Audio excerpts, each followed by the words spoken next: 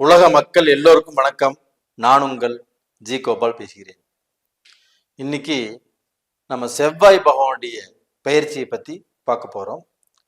இந்த செவ்வாய் பகவானுடைய பெயர்ச்சி ஆகப்பட்டது 26/8/2024 ஸ்டார்ட் ஆகி 22/10/2024 இந்த செவ்வாய் பகவானுடைய பெயர்ச்சி முடிவடைகிறது.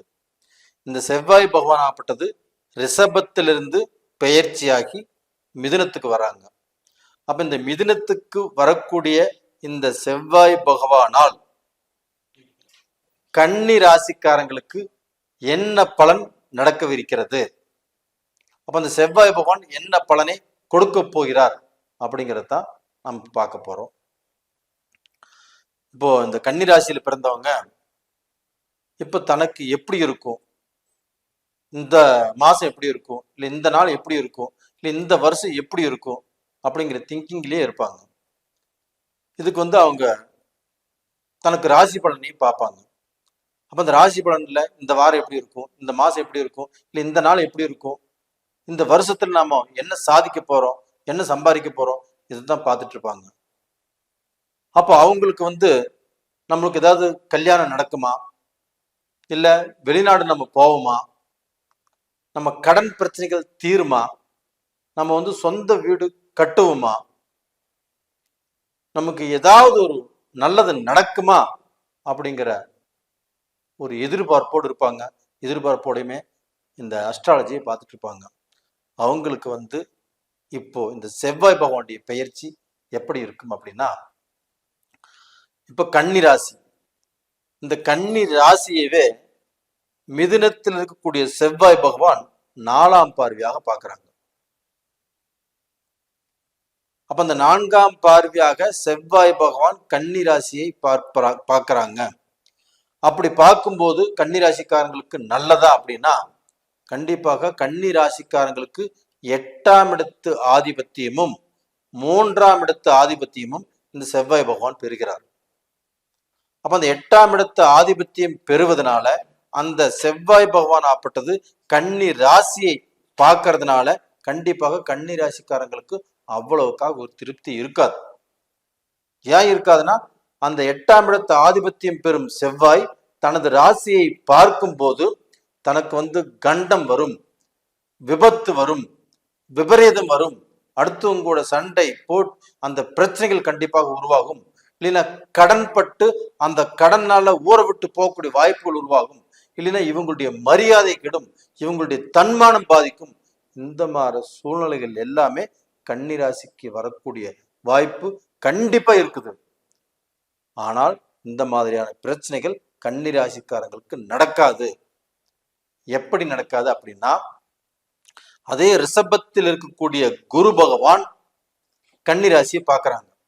அப்ப அந்த கன்னிராசியை குரு பகவானும் செவ்வாய் பகவானும் 2 பேரும் அந்த கன்னிராசியை பார்க்கறதுனால அது குரு மங்கள யோகமாக வருகிறது. அப்ப இந்த குரு மங்கள யோகத்தினால கன்னி ராசிக்காரராகப்பட்டது தன்னுடைய வாழ்க்கையில தன்னை சுத்தி எவ்வளவு பிரச்சனைகள்ல அவங்க சிக்கிட்டு இருந்தாலும், எவ்வளவு மன வேதனையில் இருந்தாலும், எப்பேற்பட்ட அவங்க சூழ்நிலையில இருந்தாலுமே அவங்களுடைய சூழ்நிலையே கண்டிப்பாக மாறும்.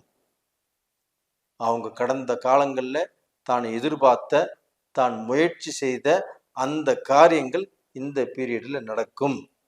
அவங்க ரொம்ப நாளாக கன்னிராசியில் பிறந்தவங்க, நான் ஒரு பிஸ்னஸ் பண்ணணும், நான் வேலை செஞ்சு எனக்கு நிறைய அனுபவம் இருக்குது, அந்த அனுபவத்தை வச்சு நான் ஒரு பிஸ்னஸ் பண்ணணும் அப்படின்னு இந்த 2 வருஷமா 3 வருஷமா எதிர்பார்த்துட்டு இருக்கலாம். அவங்க ரொம்ப நாளா நினைச்சிட்டு இருக்கலாம். அந்த பிஸ்னஸ் இப்ப செய்வதற்கு சரியான நேரம். கன்னிராசியில பிறந்தவங்களே, நீங்க ஆண்களாக இருந்தாலும் சரி, பெண்களாக இருந்தாலும் சரி, இந்த நேரத்தில் துணிந்து முடிவெடுத்து நீங்கள் செயல்படுங்கள். அப்படி செயல்பட்டால் உங்களுடைய காரியம் கண்டிப்பாக சக்சஸ். அப்ப டோட்டலா பாத்தீங்கன்னா நீங்க எடுக்கக்கூடிய முயற்சிகள் ஒர்க் அவுட் ஆகும். இப்ப பிசினஸ் பண்றீங்கன்னா கண்டிப்பாக அதுல சக்சஸ் பண்ணுவீங்க. அந்த டைம் உங்களுக்கு வந்தாச்சு. இல்ல கன்னிராசியில பிறந்தவங்க, நான் ஒரு பிசினஸ் பண்ணிட்டு இருக்கிறேன், அந்த பிசினஸ்ங்கிறது எனக்கு போன வருஷம் சரியில்லை, அதுக்கு முந்தின வருஷம் சரியில்லை அப்படின்னா, அந்த பிசினஸ்ல இருந்து நான் வெளியில வந்துடலாமா பாக்குறேன் அப்படின்னு நீங்க நினைச்சீங்கன்னா கண்டிப்பாக வெளியில வர வேண்டாம். இப்போ உங்களுக்கு நல்ல நேரம் வந்ததுனால, இந்த குருமங்கள யோகத்தினால கண்டிப்பாக நீங்கள் உங்களுடைய வாழ்க்கையை மாற்றி தனது விருப்பத்துக்கு தகுந்த மாதிரி நடக்கக்கூடிய அளவுக்கு பல சூழ்நிலைகள் உங்களுக்கு கண்டிப்பாக உதவும். அப்ப எதை பத்தியும் நீங்க கவலையே படாதீங்க. இது மட்டும் இல்லைங்க, உங்களுடைய ராசிக்கு 5ஆம் இடத்தை அந்த செவ்வாய் பகவான் பார்க்கறாங்க.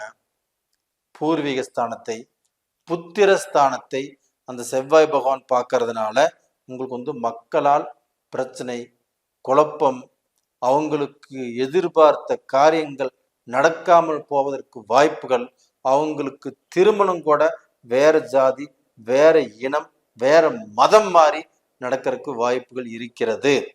இல்லைன்னா தாய் தகப்பன் சொல்லுக்கு கட்டுப்படாமல் அவங்களே ஒரு வாழ்க்கையை அமைச்சுக்குவாங்க. கன்னிராசியில் பிறந்த உங்களுக்கு உங்களுடைய மக்களால், அது ஆண் மக்களாக இருக்கலாம், பெண் மக்களாக இருக்கலாம், இந்த மாதிரி சூழ்நிலைகள் கண்டிப்பாக இருக்குது. ஆனா அப்படி இருந்துட்டாலுமே கண்டிப்பாக அது மாதிரி நடக்காது. காரணமாகப்பட்டது அதே 5ஆம் இடத்தை குரு பகவான் தனது 9ஆம் பார்வையால பார்க்கறாங்க. அப்ப அந்த குருவும் செவ்வாயும் பார்க்கறதுனால குருமங்கள யோகம் உங்களுக்கு உருவாகுது. அந்த குருமங்கள யோகத்தினால உங்க மக்களுக்கு எந்த விதமான கெடுதலும், தவறான எண்ணங்களும், தவறான பாதையில போகக்கூடிய அந்த எண்ணங்களும் கண்டிப்பாக வராது. அப்ப அந்த தவறான பாதையில போகக்கூடிய எண்ணத்தை விட்டு அவங்க பார்க்க போனா தன் குடும்பத்தை நாடி வந்துருவாங்க. இப்ப அவங்க செய்யறது தப்புன்னு தெரிஞ்சு செஞ்சுட்டு இருந்தா கூட அவங்களுக்கு அது ஒரு விதத்துல சந்தோஷமா இருக்கும். அந்த தப்புன்னு தெரிஞ்சு செய்யக்கூடிய விஷயத்திலிருந்து இப்ப வெளியில வரக்கூடிய எண்ணங்கள் அவங்க மைண்டுக்கே வந்துடும். அப்ப அந்த பிரச்சனையை சால்வ் பண்றதுக்கு 3ஆவது மனுஷன் யாராவது கண்டிப்பா வருவாங்க. அப்ப இதன் மூலியமாக அந்த பிரச்சனைகள் கண்டிப்பாக தீரும். 2வது பார்த்தீங்கன்னா, கன்னிராசியில் பிறந்தவங்களுக்கு அவங்களுடைய குடும்பம் பிரிஞ்சு போகக்கூடிய அளவுக்கோ, குடும்பத்தில் பிரச்சனைகள் வரக்கூடிய அளவுக்கோ, குடும்பத்துல நிறைய பேர் சோதனையோடு வாழ்ந்துட்டு இருக்கிறாங்க. அப்ப அந்த குடும்ப வாழ்க்கையும், அந்த குடும்பத்துல பிரச்சனைகளும் சோதனைகளும் நிறைய இருக்குது. அந்த குடும்ப வாழ்க்கை பாதிக்கப்படக்கூடிய சூழ்நிலை இருக்குது, இன்னுமே இருக்குது. ஆனா இதற்கு மேல அந்த மாதிரி சூழ்நிலைகள் எல்லாமே அப்படியே தலைகீழாக மாறும். அப்போ பிரிந்த குடும்பம் ஒன்று சேரும், சந்தோஷமான வாழ்க்கை நீங்கள் வாழ்வீர்கள். உங்க குடும்பத்திலுமே சுபகாரியங்கள், அதாவது காதலிச்சு திருமணம் பண்றதுக்கும் நிறைய வாய்ப்புகள் இருக்குது. இது போக பாத்தீங்கன்னா, நீங்க ஒருத்தர் பொண்ணு கேட்டு மாப்பிள்ளை பார்த்து செட் ஆகாம இருக்குது. கடந்த வருஷம் செட் ஆகல, அதுக்கு முந்தின வருஷம் செட் ஆகல, கடந்த 2-3 வருஷ காலமாக நாங்கள் முயற்சி பண்ணிட்டு இருக்கிறோம், எங்களுக்கு எதுவுமே திருப்தியாக இல்லை அப்படின்னா இந்த பீரியட்ல கண்டிப்பாக கன்னி ராசிக்காரங்களுக்கு அந்த யோகம் வந்தாச்சு. அப்ப அந்த குருமங்கள யோகத்தினால கண்டிப்பாக கன்னி ராசிக்காரங்களுக்கு நல்ல வாழ்க்கை அமையும். அப்போ குரு அப்படிங்கிறது சுபகிரகம், செவ்வாய் அப்படிங்கிறது ஒரு பெண்ணுக்கு ஒரு ஆணை குறிக்கக்கூடிய கிரகம், ஒரு கணவரை குறிக்கக்கூடிய கிரகம். அந்த கிரகமாகப்பட்டது உங்களுடைய ராசிக்கு 5ஆம் இடத்தை பார்க்கறதுனால, அந்த குருவும் அங்கே பார்க்கறதுனால, அங்கே குருமங்கள யோகம் உருவாகிறதுனால இந்த பீரியட்ல பெண்களுக்கு திருமணம் நடக்குதுன்னு வச்சுக்கோங்களேன். ஒவ்வொருத்தருக்கும் அந்த பெண்களுக்கு திருமணம் நடக்குதுன்னா அவங்களுக்கு வரக்கூடிய கணவர் மூலியமாக நல்ல திருப்தி, நல்ல சந்தோஷம், நல்ல அவங்களுடைய எதிர்பார்ப்பு, அவங்க எதிர்பார்த்த மாதிரியே வாழ்க்கைங்கிறது அந்த பெண்களுக்கு கிடைக்கும். இது உறுதி. அப்ப டோட்டலா பாத்தீங்கன்னா, உங்க வாழ்க்கையில நீங்க செய்யக்கூடிய தொழில இருந்து, செய்யக்கூடிய பிசினஸ்ல இருந்து நீங்கள் எதிர்பார்த்த அந்த மாற்றங்கள் கண்டிப்பாக உருவாகும்.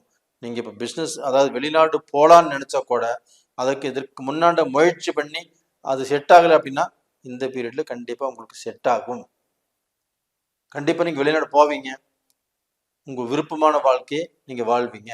அதே சமயத்தில் வெளிநாட்டுல உள்ளவங்களும் சரி, அவங்க கஷ்டப்பட்டு ஒரு திருப்தி இல்லாம, தன்னுடைய வாழ்க்கையில் சந்தோஷத்தை அனுபவிக்க முடியாமல், அதுபோக தன் எதிர்பார்த்த தொழில் கிடைக்காமல் இன்னைக்கு வரைக்கும் வாழ்ந்துட்டு இருக்கலாம்.